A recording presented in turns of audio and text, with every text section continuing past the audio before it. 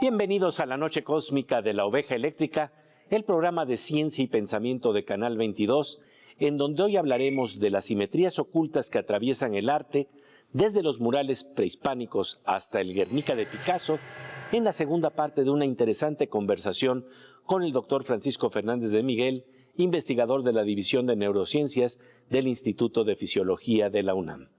Previamente, tocamos sus investigaciones realizadas con electroencefalogramas y otros estudios en torno a la ambivalente percepción visual de belleza y violencia que aparece en murales prehispánicos.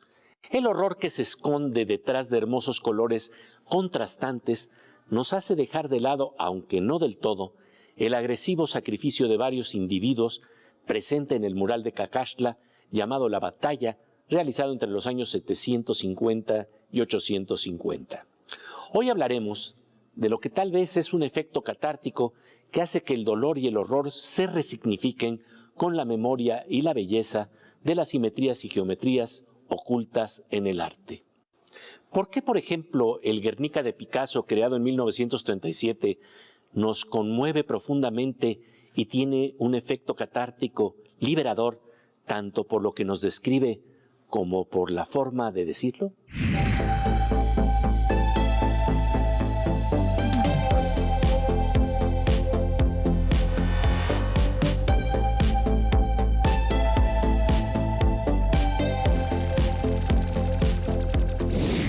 ¿Que tiene que ver tal vez con la catarsis? Porque ves que el fenómeno estético está relacionado con la catarsis. Violencia representada en el Guernica es otra cosa. Y fíjate que ahora que tocaste esto, hicimos un experimento con el mural de Cacaxtla. Después de que yo le tracé las líneas, dije, vamos a ver si no estoy yo inventando, como siempre, ¿no? Y entonces, en un curso, le pedimos a los estudiantes, los participantes, que había científicos y había artistas, que trazaran las líneas de fuga en el mural de Cacaxtla. Estamos utilizando términos occidentales para un mural prehispánico, pero tiene cierto interés. Y ahora vas a ver por qué. Entonces les explicamos muy bien lo que eran las líneas de fuga, por aquello que no, hicimos ejercicios con varias pinturas conocidas y después les dimos las impresiones. Les dijimos, háganlo, y bueno, pues se sobreponen muy bien las que encontraron. Y luego hicimos el segundo, y les dimos el Guernica. ¿Y por qué lo hicimos? Porque cuando estábamos haciendo esto, y un día estaba parado en el Reina Sofía, enfrente del Guernica, y dije, pero es que es lo mismo que Cacaxtla. Tiene un triángulo en medio, líneas de fondo que traen luz, las caras de arriba, que son los malos, y el caballo que está echando la cabeza para arriba, están alineadas, igual que los guerreros de Cacaxtla que están matando a los otros, y abajo los muertos, los heridos. Y entonces empezamos a segmentar esto con las herramientas occidentales. Las reglas de los tercios nos dan prácticamente lo mismo, y le pedimos a la gente que segmente los dos, y casi podemos sobreponer las líneas. Como si hubiera simetrías ocultas. Como si hubiera simetrías ocultas que utilizaron los pintores para el diseño. Puedo garantizar que los pintores de Cacaxtla no conocieron a Picasso. Sí. Y también puedo garantizar que Picasso tampoco conoció. Que Picasso tampoco, porque Picasso murió en el 73 y los murales los encontraron en el 74. Entonces, este es un ejemplo de los arquetipos que Jung nos predijo, en los cuales pues, el cerebro humano tiene la capacidad de llegar a conclusiones culturales muy parecidas cuando va haciendo exploraciones que van avanzando, y un caso es el descubrimiento del cero en los mayas, en los indios. ¿Sí? Sí. Y aquí parece que tenemos esto. ¿Cómo podríamos mostrar esto? Bueno, si tuviéramos suficientes murales en esas condiciones. Pero hay otros en el Museo Británico de Asiria y de Persia que tienen también triángulos y tienen formaciones en 2 niveles. Es muy sorprendente esto ya pareciera más que una coincidencia. Que tiene que ver con patrones o simetrías ocultas. Es muy interesante porque, por ejemplo, en física, el doctor Marcos Moschinsky alguna vez pidió que le dieran los bocetos de un mural de Siqueiros para tratar de ver cómo trazó las simetrías ocultas que luego se ocultan ya en los emplastes. Sí, y entonces dice que en la física ocurre lo mismo. Vemos diversidad y de repente no nos damos cuenta de que hay patrones simétricos que están detrás de la misma física que nosotros apreciamos. Y esto de cara a la percepción me parece un hallazgo muy interesante, un estudio muy interesante. Queríamos explorar si estos patrones, por ejemplo, utilizan expresiones áureas que son tan comunes desde los griegos, el Partenón, la proporción áurea, ¿verdad? La famosa. La proporción del cuerpo, en el Vitruvio, en las esculturas griegas, Doríforo, que son los paradigmas, digamos, ¿no?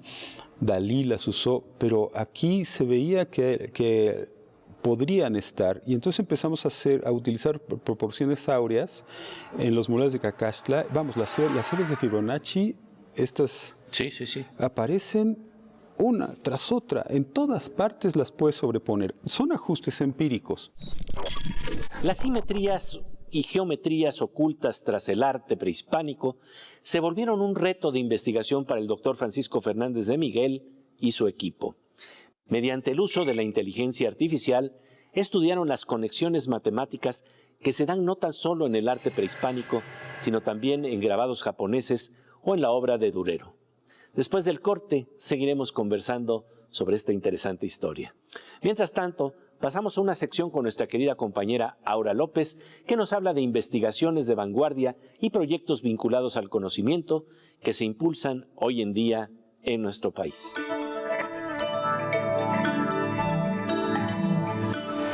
Querida Aura, bienvenida a La Oveja Eléctrica. Gracias, Pepe. Oye, fíjate que cuando uno piensa en Jalapa, uno piensa en plantas, en una vegetación exuberante. Pero, ¿qué es lo que podemos conocer más precisamente de ese mundo que existe allí en esta hermosa ciudad? Sí, justamente no sé si han imaginado cómo sería la creación de un laboratorio nacional de plantas comestibles. Ese es uno de los proyectos que desea realizar el Jardín Etnobiológico de Jalapa en Veracruz, mismo que forma parte de la Red Nacional de Jardines Etnobiológicos, conocida por sus siglas como RENAJEV-CONACYT. El Jardín Botánico Francisco Javier Clavijero está rescatando todo el conocimiento tradicional de las plantas medicinales y comestibles, y en su última investigación encontraron tan solo en la zona centro de Veracruz alrededor de 350 especies nativas de plantas comestibles que son usadas por las comunidades cercanas en su día a día. Además, el Jardín Etnobiológico de Jalapa se basa en 2 líneas rectores del RENAJEV, la sistemática, que está dedicada al estudio y conservación de las especies de flora y fauna que se encuentra en el territorio de México, y la de repositorios, que genera mecanismos y acervos para la salvaguarda, preservación y reproducción de información del conocimiento etnobiológico y la riqueza biocultural de nuestro país. Por eso, este espacio en Jalapa tiene una colección documentada con el archivo de cada planta, su procedencia, tipo de material, lugar en el que se recolectó, tipo de suelo y clima. Todo se captura en una base de datos para investigar su uso. También trabajan en la preservación de las especies que están en peligro de extinción. Es importante recordar que la ciencia también se encuentra en nuestras actividades cotidianas y por eso existe RENAJEV-CONACYT. Así que dense una vuelta al Jardín Etnobiológico que esté en su estado, pues son espacios públicos y gratuitos. Espacios que además nos invitan a conocer la riqueza de plantas que están a nuestro alrededor y que casi están murmurando ¿para qué podríamos utilizarlas en términos medicinales? Ese estudio es importantísimo. Así es, Pepe. Pues como siempre, mi querida Aura, Muchas gracias por tu presencia aquí en la Oveja Eléctrica. Muchas gracias a ti, Pepe. Después de un parpadeo cósmico, volvemos a la Oveja Eléctrica, en donde estamos conversando con el destacado doctor Francisco Fernández de Miguel sobre las sorprendentes simetrías y geometrías ocultas que atraviesan el arte, desde los murales prehispánicos hasta el Guernica de Picasso.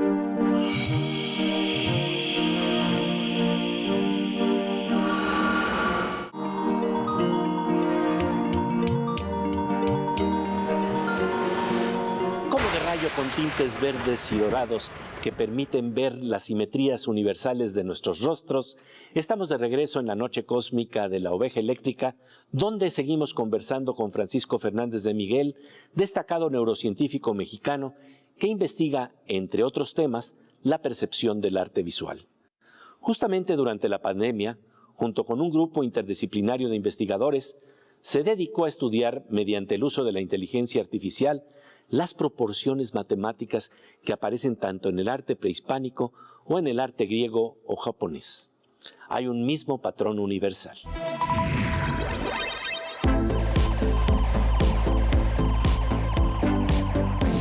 Estábamos encerrados en casa y teníamos reuniones todo el tiempo por Zoom con los chicos del proyecto y estaban artistas plásticos, ingenieros en computación, gente de matemáticas, y entonces empezaron a llegar muchos, porque no encontraban quién les contestara para hacer no encontraban respuestas para hacer su servicio social en línea, y entonces empezamos a trabajar en grupos.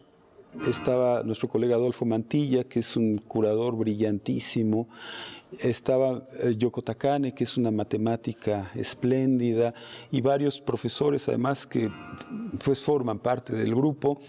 Empezamos a trabajar con estos chicos en grupos pequeños y tuvimos la posibilidad primero de estudiar las interacciones culturales, comerciales entre culturas selectas: Cacaxtla, Tajín, Teotihuacán, los mayas, Monte Albán y Saachila. Y ahora ya sabemos de dónde vienen, quién fue primero, quién fue después. Ahora, ¿qué podemos encontrar que sea común a todos y que podemos comparar? Todos tienen caras y en todas las caras están de lado, de perfil. La mayoría de las caras están de perfil. Es raro encontrar caras de frente. Las hay en Teotihuacán, las hay también en los mayas, pero por lo general están de perfil, como las egipcias, ¿no? Y entonces, digo, ¿qué tan parecidas son? ¿Podemos nosotros mismos ver diferencias? Sí. Y entonces lo que hicimos fue crear y programar una red de inteligencia artificial que aprende: estas son caras de Cacaxtla, estas son caras de Teotihuacán, estas son caras de otro, Y luego, ya que aprendieron, nos dicen con 90% de certidumbre cuál es cuál.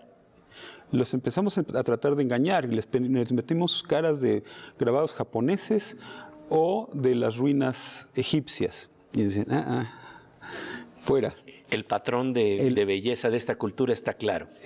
Las caras se pueden identificar, son poblaciones distintas de caras. Y entonces empezamos a sobreponerles las redes de Durero. Durero era un magnífico pintor y grabador con una formación matemática muy sólida. Él estudió matemáticas con la idea de aplicarlas también a la pintura, como lo habían hecho los griegos. No había en aquel entonces una diferencia. Entonces él fue obsesivo con las proporciones del cuerpo humano y tiene todo un tratado de las caras y de las líneas. Y utilizamos esas gradillas y resulta que con todo y las diferencias grupales se pueden ajustar las gradillas áureas a todas estas caras. Y ahora, ¿qué quiere decir esto?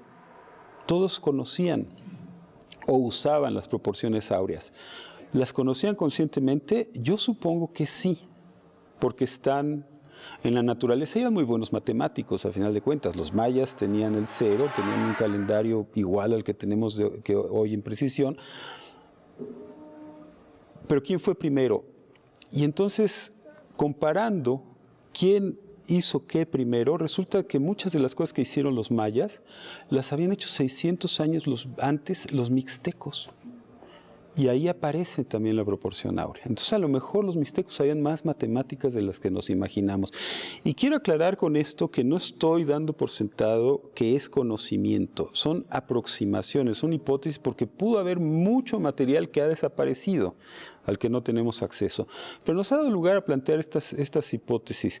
Y últimamente estamos trabajando con figuras con caras de Teotihuacán, de uno de los últimos murales de Teotihuacán, que tiene una cantidad grande de figuras, algunos de los cuales parece que es algo como el fin del mundo, una cosa así.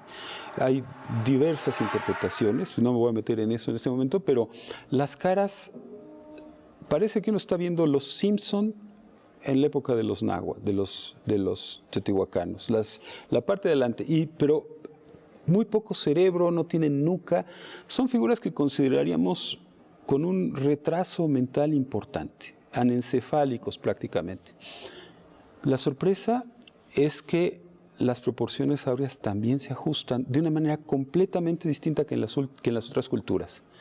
Podemos sacar una máscara que se ajusta a todas las caras que hemos probado, a todas. O sea, da la impresión de que ellos llegaron con una máscara básica, la trazaron y luego les pusieron nariz, luego le cambiaron y cambiaron lo mínimo, pero todas las caras que se ven completamente distintas están hechas con el mismo patrón. Son variaciones sobre un tema. Variaciones sobre un tema y variaciones sobre un tema hecho con las series que pues no eran de Fibonacci, porque Fibonacci las descubrió en la Edad Media. Esto es muy anterior. Entre las maravillas que se descubren en el arte y en los patrones naturales, la serie de Fibonacci destaca como una expresión matemática presente en diversas formas de vida y estructuras biológicas. Después del corte, seguiremos conversando con el doctor Francisco Fernández de Miguel y hablaremos de lo que podríamos llamar variaciones sobre un mismo tema. Con ello nos referimos a constantes universales que se expresan con los sabores propios de nuestras distintas culturas, pero al mismo tiempo conservan simetrías en diferentes épocas. Exploraremos los trazos matemáticos que nos unen, que nos integran. Esto es en verdad interesante. Mientras tanto, nuestra querida compañera Miriam Moscona nos habla de las simetrías ocultas reveladas por el ojo de la ciencia y la tecnología en una sección adecuadamente llamada Veo.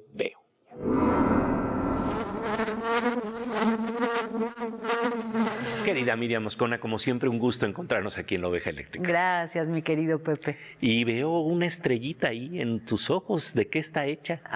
¿De qué está hecha? ¿Qué comes que adivinas? Porque en todas las culturas se han difundido incontables mitos sobre las estrellas. Sin embargo, a la hora de averiguar su composición química, pues no hemos dado con el blanco, hemos dado muchos tropezones. No fue sino hasta hace apenas 100 años que una astrónoma inglesa dio con la respuesta adecuada. Hasta 1925 se pensaba que la composición química de las estrellas era la misma que la de los planetas, pero la tesis doctoral de Cecilia Payne nos reveló que no es así y por fin quedó claro, gracias a esta mujer, sabemos el día de hoy de qué están hechas las estrellas. Vamos a ver de qué están hechas. Las estrellas son grandes cuerpos celestes compuestas de plasma a altísimas temperaturas que mantienen una forma esférica gracias a su propia fuerza de gravedad. Pero, ¿de qué están hechas? ¿Por qué brillan tanto? La composición química de las estrellas es sobre todo hidrógeno y helio en estado gaseoso, y son precisamente estos elementos químicos los responsables de su alta energía y, por lo tanto, de su brillo. También se han registrado pequeñas cantidades de nitrógeno, hierro o carbono. Saber cómo se forman los elementos químicos en las estrellas ayuda a entender por qué emiten energía, por cuántas fases de vida pasa una estrella. La pobre oveja se muerde las pezuñas porque reprobó física ese año, pero para su examen extraordinario ya despejó sus dudas que serán aclaradas aquí, en la próxima cápsula de Veo. Por lo pronto recordamos a la científica inglesa Cecilia Payne, medio olvidada, gracias a quien se supo por primera vez de qué están hechas las estrellas. nuestra querida Miriam Moscona en La Oveja Eléctrica. Después de un parpadeo cósmico, seguiremos conversando con el neurocientífico Francisco Fernández de Miguel sobre las simetrías y geometrías universales ocultas en el arte que nos hablan del sorprendente mundo que todos tenemos en común.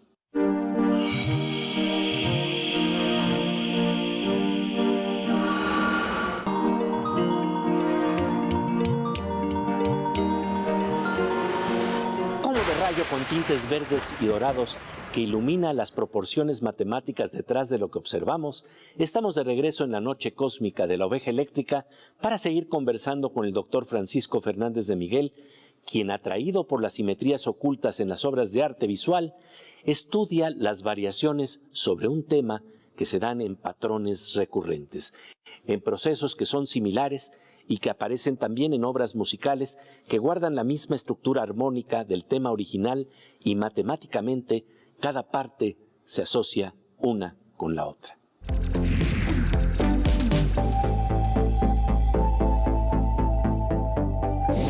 Son variaciones sobre un tema que nos lleva a un cierto sentido musical también, porque la variación sobre el tema en términos de sonidos implica eso, patrones subyacentes, que eso me parece que te debe de dejar sorprendido, ¿no? Sí, a mí eso me parece muy sorprendente, y a pesar de que con este proyecto pues nos hemos metido a algo que no tiene directamente que ver con la fisiología, que es lo mío, pueden decir, bueno, ¿por qué diablos tú no estás haciendo lo que debes? Bueno, lo que pasa es que nos encontramos esto, se dio la oportunidad.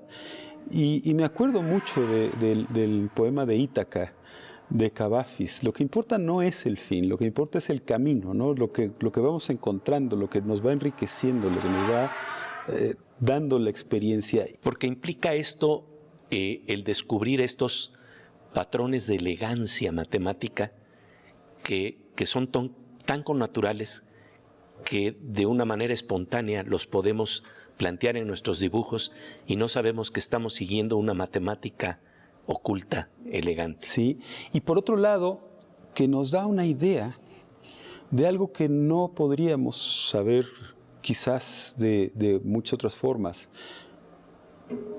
Estaban utilizando matemáticas en el arte. Porque tal vez las matemáticas están presentes en la naturaleza y por eso esta sorpresa que siempre planteaba Einstein, ¿no? De que lo que más le sorprendía es que el universo fuera inteligible, fuera de alguna manera receptivo a encontrar que las matemáticas con las que nosotros tratamos de cuadrarlo están también presentes allá afuera. En todas partes. Para mí eso, yo no tengo una explicación, pero me emociona cuando lo veo. Y finalmente, querido Paco, todos estos estudios, ¿qué hacen contigo en el momento en que ahora entras a un museo y ya tienes este nuevo bagaje de conocimientos? Bueno, pues yo ya voy predispuesto a ver qué tipo de cosas encuentro. Y nos han llevado también a otros proyectos. Con Adolfo Mantilla, él montó una exposición acerca de la diversidad en el Museo del Mural de Diego Rivera, justo al final de la pandemia, y nos fuimos para allá con los chicos y estuvimos trabajando con diversidad. Y hay un montón de preguntas que se pueden hacer, hay mucho más, y todas ellas abordan principios generales de la percepción.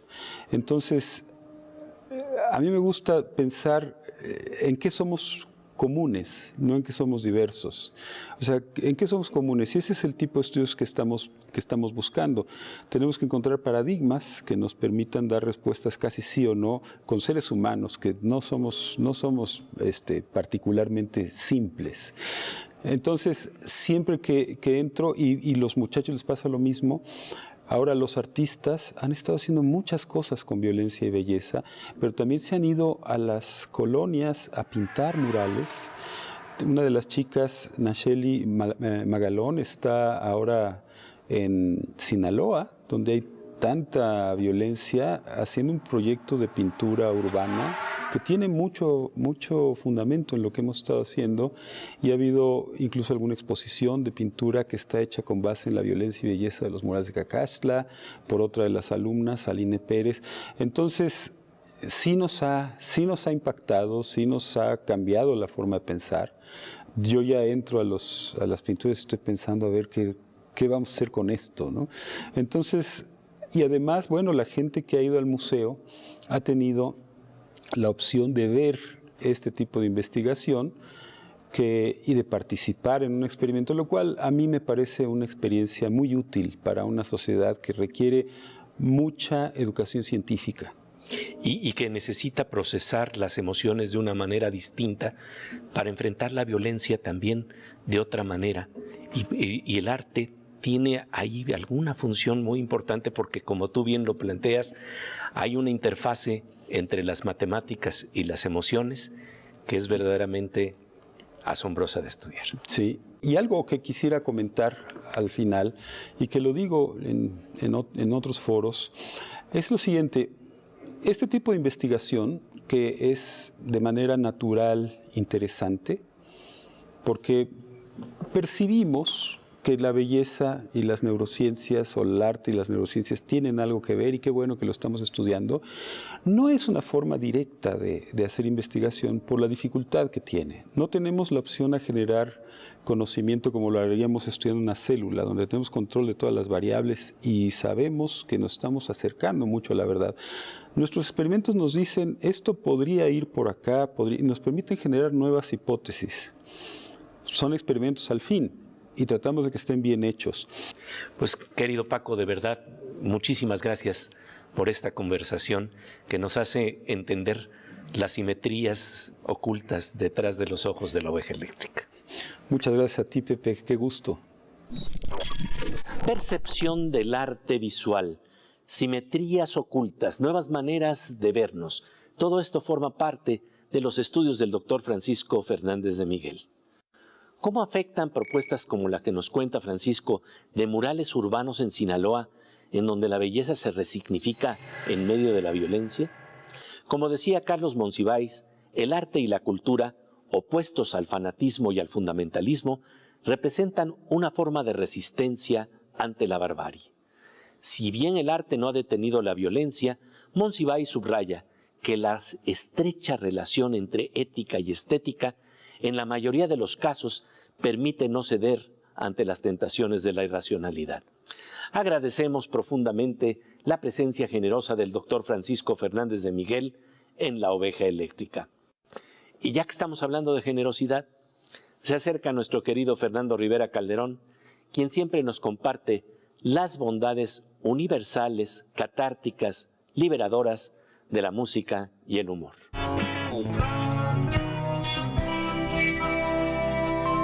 Ay, mi querido Fer, pues ¿cómo nos confundimos con eso de la ética y la estética, no? Sí, fíjate que pensamos que el bien y el mal son cosas así, pues independientes de nuestro gusto. De nuestra percepción. Y de nuestra percepción. Y no, ya muchos autores, incluso el mismo Nietzsche, han dicho, bueno, pues no es lo mismo cuando pisamos una cucaracha que cuando matamos sin querer a una mariposa. Y nos sentimos muy culpables, como dice esta canción. Así es. Cuando matas a una cucaracha piensas que haces bien. Y si matas a una mariposa piensas que haces mal. Cuando matas a una rata piensas que haces bien. Y si matas una abeja piensas que haces mal. Cuando matas a un mosquito piensas que haces bien. Si el mosquito a ti te mata, piensas que hizo mal. Y unos ven matar a un toro y se les hace bien. Y a otros que hasta comen carne se les hace mal. Es curioso pensar que son cuestiones estéticas las que definen el sentido de nuestra moral. Es curioso pensar que son cuestiones estéticas las que definen el sentido de nuestra moral.